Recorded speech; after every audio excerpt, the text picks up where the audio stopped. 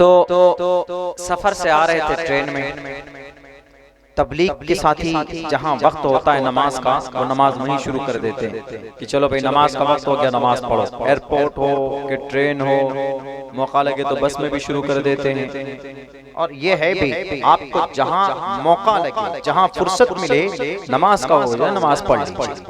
हाँ, अगर कहीं बिल्कुल गुंजाइश नहीं है तो खैर बाद में कज़ा कर सकते हैं। बिल्कुल नहीं पढ़ सकते तो ट्रेन में पढ़ रहे थे और एसी के डब्बे में तो आसानी से पढ़ सकते हैं। सेकंड एसी में अच्छी जगह होती है, प्लेस खाली रहती है। तो दो तीन साथी नमाज पढ़ रहे थे, जोर की भी पढ़ी, असर की भी पढ़ी, अब मगरिब की पढ़ रहे थे। तो साइड में कुछ नौजवान पढ़ने वाले बच्चे, पढ़ने वाले, मॉडर्न तालीम हासिल करने वाले, कहीं कोटा या कहीं से आ रहे होंगे वो लोग पढ़ने के लिए, पढ़कर घर जा रहे थे। तो देखा कि ये लोग नमाज पढ़ रहे हैं, अल्लाहु अकबर। पहले किसी ने तकबीर दी, अल्लाहु अकबर अल्लाहु अकबर अशहदु अल्लाहु अकबर अल्लाहु अकबर अशहदु अल्ला इलाहा इल्लल्लाह अशहदु अल्ला इलाहा इल्लल्लाह, तकबीर देकर अल्लाहु अकबर नमाज पढ़ने लगे। सूरह फातिहा पढ़ी थी, इधर कुछ नौजवान उठा रही, ये तो ये ट्रेन में जिहाद शुरू कर रहे हैं मौलाना लोग। ये देख लीजिए, यानी नमाज और जिहाद, देयर इज क्वाइट डिफरेंट। नमाज और जिहाद का कोई ताल्लुक है कि जो आदमी नमाज पढ़ता है तो कह देखो जिहाद कर रहा है।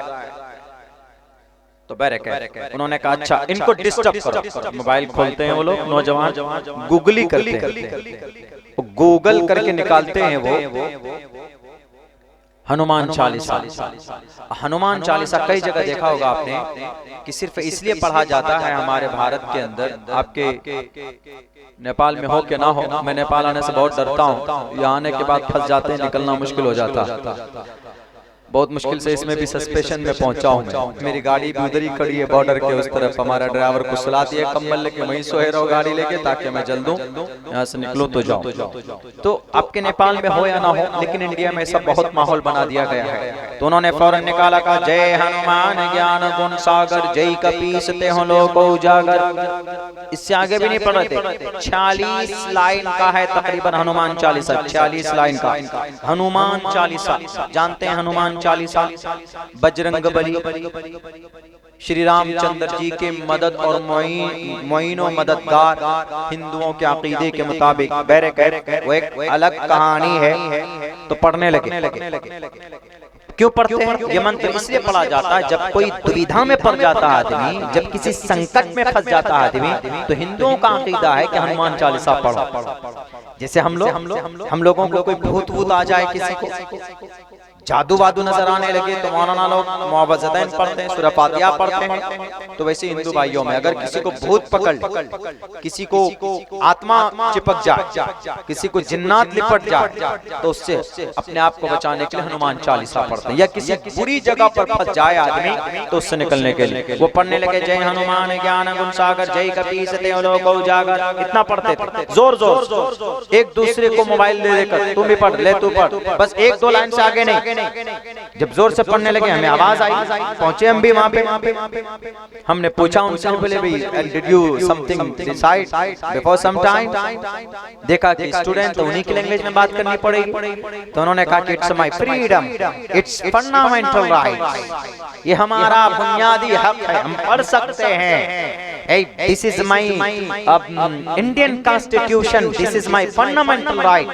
हमने कहा no, I know according to the Indian Constitution, article number 25, because article number 25, there is a freedom of conscience and free profession and practice propagation of the religion. हमने कहा कि I know lot of, मैं भी जानता हूँ article number 25, I think तुमसे ज्यादा better जानता हूँ। बट आप किसी को सफर में डिस्टर्ब नहीं कर सकते, ये भी इंडियन कॉन्स्टिट्यूशन कहता है। वो बेचारे नमाज पढ़ रहे हैं, आपको तो तकलीफ नहीं दे रहे। हमने कहा कि you should not to disturb other passenger and traveller. तो बोलता no, we can study anything, कुछ भी हम पढ़ सकते हैं। हमने कहा yes, हमने कहा please tell me, are you able to tell me from the beginning to the end, शुरू से आखिर तक सुना सकते हैं क्या? जो आप पढ़ रहे थे हनुमान चालीसा, हनुमान चालीसा पर मेरा बहुत तकरीबन 2 साल पहले से रिसर्च है। अजान और हनुमान चालीसा का जो कंपैरिजन चला था उसके ऊपर से हमने उसके ऊपर रिसर्च किया था। तो हमने कहा कि आर यू एबल? बोला यस वी कैन। हमने कहा प्लीज टेल मी।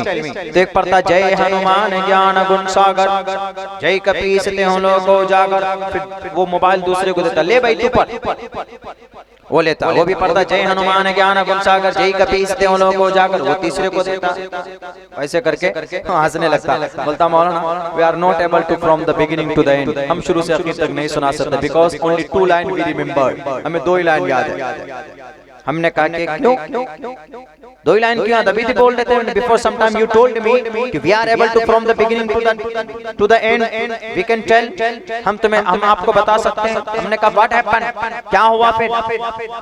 तो बोलता है कि मौलाना नो। हमने कहा ओके आई अंडरस्टैंड। हमने कहा एक बात और बताओ, are you able to translate जय कपीस ते लोको उजागर, क्या आप इस लाइन को हिंदी में हमें बता सकते हैं?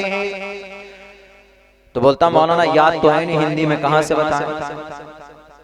हमने कहा कि अच्छा। तो हमने फिर पढ़ के उनको 6 लाइन पढ़कर बताया, जय कपीस जय हनुमान ज्ञान गुण सागर, जय कपीस त्यों लोक उजागर, रामदूत अतुलित बलदामा, अंजनी पुत्र पवन सुत नामा, महावीर विक्रम बजरंगी, कुमति निवार सुमति के संगी, कंचन बरन बराज सुबेशा, कानन कुंडल कुंचित केशा। हमने उसका फिर ट्रांसलेशन करके बताया। तो वो थोड़े से इम्प्रेस हुए वो बच्चे, उनकी दिलचस्पी बढ़ी। तो वो फिर आखिर में क्या बोलते हैं? अब बोलते हैं मौलाना हमें इनसे कोई लेना देना नहीं है, and my And young brother came every day in a week, एक हफ्ते में आता है एक मर्तबा। वो हम लोगों को कहता है कि जहां पर भी मुल्लाओं को मौलाना को टोपी डाले वाले को देखो, कुरान पढ़ता हुआ नमाज पढ़ता हुआ, वहां पर या तो हनुमान चालीसा पढ़ो जोर से, या जय श्री राम का नारा लगाओ, या भारत माता की जय का नारा लगाओ। भारत के अंदर है तो भारत माता की जय का नारा लगाओ। अब नेपाल के अंदर पता नहीं कौन सा लगाते, नेपाल माता जय।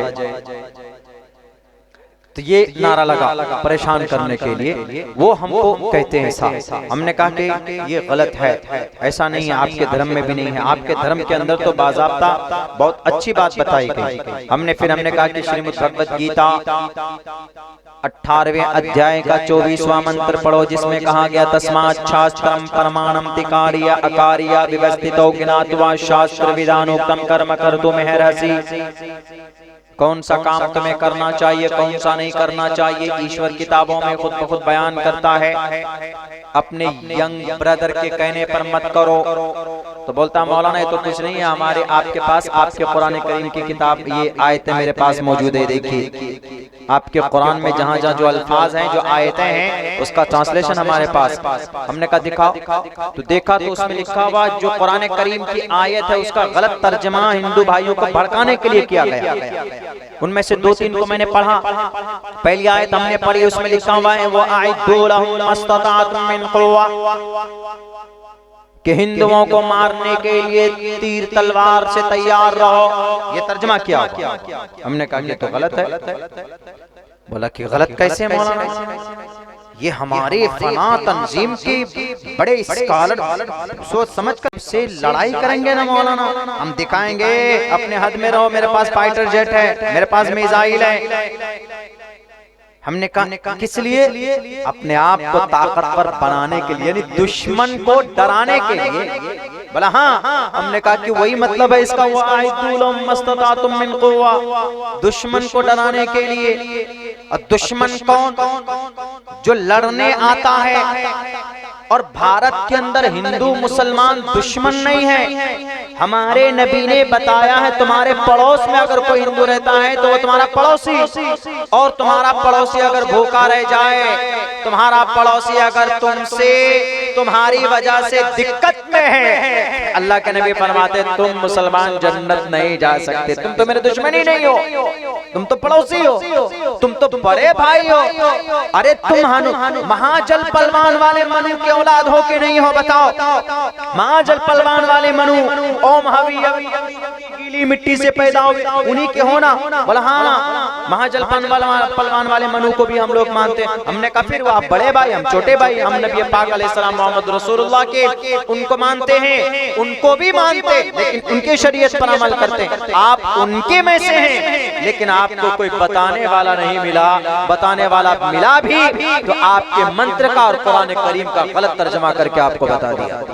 बोला मौलाना it's your turn, it's your definition, ये तो आपका मतलब, आपका कुरान। हमने कहा नो प्रॉब्लम। कौन सी किताब? Do you believe in which book? कौन सी किताब को मानते हो? बोला यजुर्वेद। हमने कहा यजुर्वेद उठाओ। यजुर्वेद के दूसरे मंडल और सूक्त के अंदर लिखा हुआ है, साफ साफ लफ्जों में लिखा हुआ है, तुवम तूर्य तरुष्यतः असत्यम, तुवम तूर्य तरुष्यतः असत्यम, रुद्रवो ग्रीवा अशरैत पिशाच अब ब्रह्मा दुविशो जही, प्यारो नाम पर जाम जही। जो इंसान इस जमीन के ऊपर जुल्म ज़्यादती करे, उसको डराने के लिए अपने आप को तैयार रखो। यजुर्वेद में अब तो मानोगे। भला मौलाना दूसरी आयत देखिए, कुछ नहीं बोला, दूसरी आयत निकालता क्या? फकुलू मिम्मा गनिमतुम। क्या तर्जमा करता है इसका? इसका तर्जमा करता है कि लूटो, हिंदुओं का माल लूटो और खाओ। बताइए, कुरान में ऐसा हो सकता है?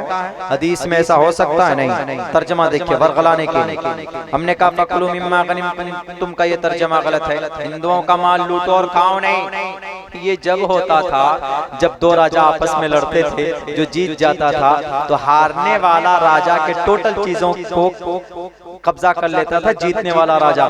जैसे महाभारत में हुआ, कौरव पांडवों के बीच में पांडु जीत लिए और रावण से मुकाबले के लिए गया तो उस रावण के लंके के ऊपर सब चीज लूट करके लेकर श्री रामचंद्र जी आए। हमने कहा इसको कहा है फकुलू मिम्मा गनिमतुम, अल्लाह ने कुरान में मोहम्मद रसूलुल्लाह से।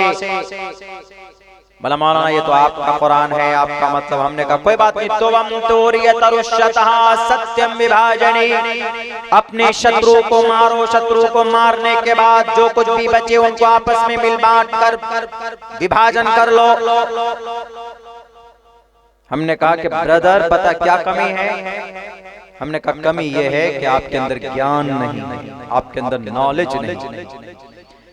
अगर जानकारी हो, अगर नॉलेज हो, वो बच्चे कभी भी उन किताबों के कुरान करीम की आयतों के लिटरेचर को पढ़कर ज्ञान अगर है तो वो कभी भी जहरीले नहीं बनेंगे। ज्ञान नहीं है तो मदरसों के ताल्लुक से वो लोग जहरीले बनते। फिर हमने कहा कि जिन मदरसों में कुरान पढ़ाया जाता है वही मदरसा टारगेटेड है। हमने कहा कि इन मदरसों की बड़ी कुर्बानी, ये मदरसा आज से नहीं है इस धरती पर, ये मदरसा अल्लाह के नबी अलैहिस्सलाम के जमाने से है। तकरीबन 1458 साल से ये मदरसा चलता हुआ रहा। पहले दार अरकम में, फिर सुफ़ा चबूतरे पर, उसके बाद फिर सहाबाए किराम की जिंदगी में, फिर ताबईन की जिंदगी में, ताबईन की जिंदगी में, फिर सलफ की जिंदगी में, फिर औलिया अल्लाह की जिंदगी में, फिर हमारे उलमाए किराम की जिंदगी के अंदर ये इन मदरसों का वजूद रहा। अगर ये मदरसा ना हो, बताओ आज भारत देश के अंदर आजाद हुए हमारे मुल्क को कितने दिन हुए?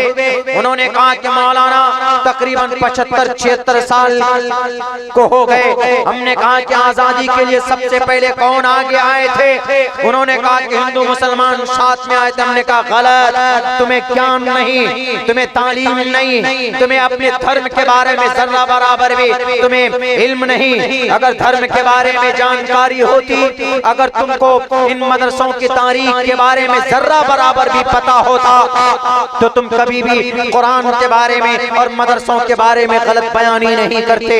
याद करो, इस देश को आजाद कराने में, भारत को आजाद कराने में, हिंदुस्तान को आजाद कराने में, इंडिया को अंग्रेज से छुड़ाने में सबसे पहले अगर अंग्रेज के खिलाफ किसी ने जमीनी सतह पर पेपर पर लिखकर अगर बगावत और जंग की शुरुआत की थी तो वो मदरसे का पढ़ा लिखा शाह अब्दुल अजीज मुहद्दिस देहलवी रहमतुल्लाहि अलैह थे। अगर मदारिस न होते